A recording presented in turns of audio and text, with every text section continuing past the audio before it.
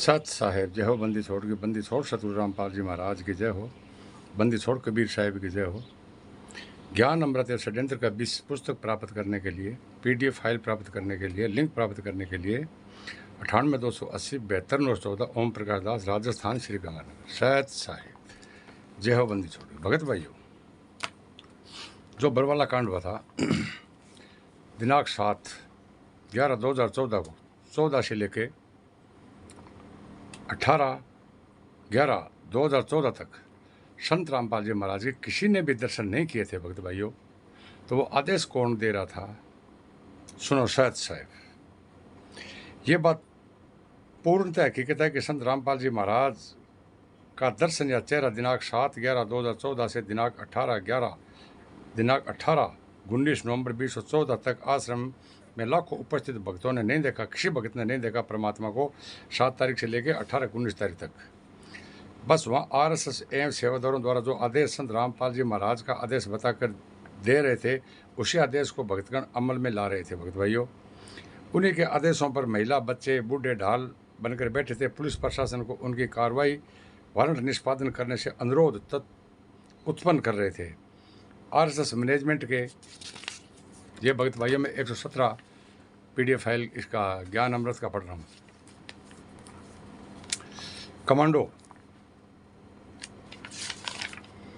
RSS management के commando police प्रशासन से 1-2 हाथ करने के लिए उतावले आश्रम के बाहर हो रहे थे, लड़ने, मरने और मारने के लिए।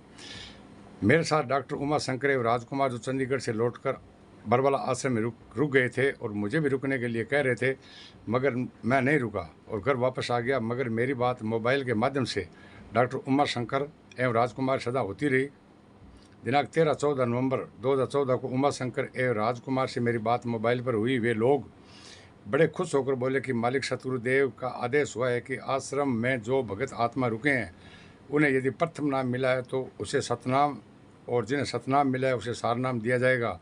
ये आदेश आश्रम के माइक से भक्तों के बीच में सुनाई गई। इस बात को बताते हुए मेरे परिचय के दोनों लोगों जो आश्रम में रुके थे मुझे कोसने लगे, कहने लगे कि आपको रुकने के लिए कह रहे थे, आप नहीं रुके, अन्यथा आपको भी भगत भाइयों सारनाम प्राप्त हो जाता।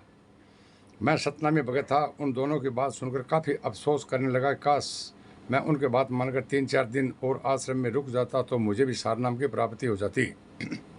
मैं काफ़ी अफसोस में था और अपने आप को कोस भी रहा था। दिनांक 15 नवंबर 2014 को पुनः डॉक्टर उमा शंकर जी का मोबाइल फ़ोन आया कि गुरुजी कह रहे हैं कि सरेंडर करने को। जब सरेंडर ही करना था तो पहले क्यों नहीं कर दिए? अब इतना होने के बाद सरेंडर करने को कहते हैं। डॉक्टर साहब ने गुरुजी पर ही अंगुली उठाने लगे। मैंने पूछा, अच्छा गुरुजी क्या करेंगे क्या नहीं? ये बातें छोड़ो, पहले मुझे बताओ कि आपको सारनाम प्राप्त हुआ या नहीं। तब डॉक्टर उमा शंकर ने बोला कि नहीं, अफवाह फैला रहे हैं। मैं बोला, अफवाह कैसे हो गया जब माइक से गुरुजी का आदेश होना बताकर अनाउंस किया गया था। डॉक्टर उमा शंकर निरंतर हो गए। मैं बोला कि अफवाह को लेकर आप सभी मुझे काफ़ी रोकने का प्रयास किया। तब बोलने लगे कि भगत जी, यहाँ आपसे निकल गए हो, सबसे उत्तम, अच्छा हुआ। यहाँ काफ़ी बवंडर हो रहा है, कष्टों का जखीरा बना हुआ है। फिर 18 नवंबर 2014 घटना पूरी दुनिया का अस्तबद्ध कर दिया।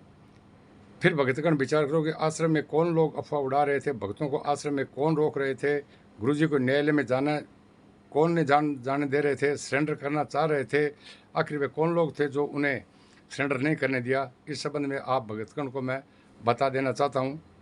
15-16 नवंबर 2014 की रात RSS मैनेजमेंट वालों ने मीटिंग करी और संत रामपाल महाराज को पुलिस या न्यायालय तक नहीं जाने देने के लिए निर्णय पारित किया। इन गुंडों ने, जिनके संबंध में राज कपूर उर्फ प्रीतम RSS महासचिव ने मीडिया के समक्ष खुले रूप में बयान दिया है कि यदि संत रामपाल महाराज 17/11/14 तो सुबह भी न्यायालय में पेश होना चाहें तो 17 क्या उससे आगे भी किसी भी तिथि न्यायालय में पेश नहीं होने देंगे। भगत भाइयों, ये हमने आज निर्णय लिए, अन्यथा संत रामपाल जी महाराज को 1 लाख भक्तों के लाशों से गुजरना पड़ेगा। अब भगत भाइयों क्या वो मर गए क्या? भगत भाइयों को एक भी नहीं मर रहे, सब अपने घर मस्ती मार रहे हैं। अब पुण्य आत्माओं, अपने दिमाग सोच पर जोर दो कि जब संत रामपाल जी महाराज न्यायालय में जाने के लिए स्वयं तैयार थे तो उनके इस निर्णय के विरुद्ध कौन लोग मीटिंग किए और निर्णय लिए कि संत रामपाल महाराज को किसी भी दिन न्यायालय में पेश नहीं होने देंगे, वे कौन थे? वे थे राष्ट्रीय समाज सेवा समिति के पदाधिकारीगण, जिन्हें मैनेजमेंट के नाम से भी जाना जाता है। आज भगत समाज उन्हीं उन्हीं मैनेजमेंट समिति के हुक्म मानकर उनके साथ में रह रहे हैं। भगत भाइयों, आरएसएस मैनेजमेंट के गुंडों ने आश्रम में अफवाह फैलाया कि संत रामपाल महाराज अपना शरीर छोड़ दिया है। अफवाह फैलाकर दिनांक 17, 11, 14 को रात्रि में उक्त गुंडों ने संत रामपाल जी को जान से मार देने के लिए प्लान बनाया। आश्रम में खोजबीन करने लगे। गुरुजी कहीं नहीं मिले तो ये गुंडे आश्रम को छोड़कर 17, 11, 2014 को रात्रि को निकलकर भाग गए। इस घटना के संबंध में संत रामपाल महाराज को हरियाणा पुलिस के वृक्षा में आए तो पत्रकारों को साफ बयान दिया कि दुष्ट आत्मा मुझे जान से मार देना चाहती थी।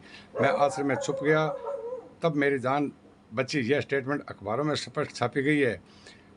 आखिर आश्रम में गुरुजी को कौन जान से मार देना चाहते थे, भगत समाज को जानने के लिए थोड़ी भी समय नहीं है। भगत भाइयों, उन्हें बस नाम दीक्षा लेने की पड़ी है, भले ही गुरु पड़े कुएं में। आज भगत समाज इतनी अंधी गूंगी बहरी हो गई है कि गुरुजी के एक भी बयान को न तो सुन रही है, न देख रही है और न बोल रही है। बस काल ब्रह्म के द्वारा संचालित आरएसएस मैनेजमेंट कहो या मैनेजमेंट को उन्हीं के आदेशों पर निर्दोषों में अमले में ला रही है। परमात्मा ने तो कहा था, ये राष्ट्रीय समाज सेवा समिति मेरी नहीं है, ये काला कपड़ा गुंडे मेरे नहीं है, मैं छुपा रहा, बच गया, ये जान से मार देते। और ये मैनेजमेंट के गुंडे बोल रहे हैं भगत भाइयों कि यह समिति परमात्मा की बनाई हुई है, इसकी देख रेख से बनाई हुई है, जबकि ये लोग, इनका संविधान में ये लिखा है कि हम संत रामपाल जी महाराज से कोई दिशा निर्देश नहीं लेंगे। इन लोगों ने 5 महिला और 1 बच्चे की हत्या करके संत रामपाल जी महाराज को आजीवन कारावास की सजा करवा दी। भगत भाइयों, सत साहिब जय हो, बंदी छोड़ की बंदी छोड़, सतगुरु रामपाल जी महाराज की जय हो।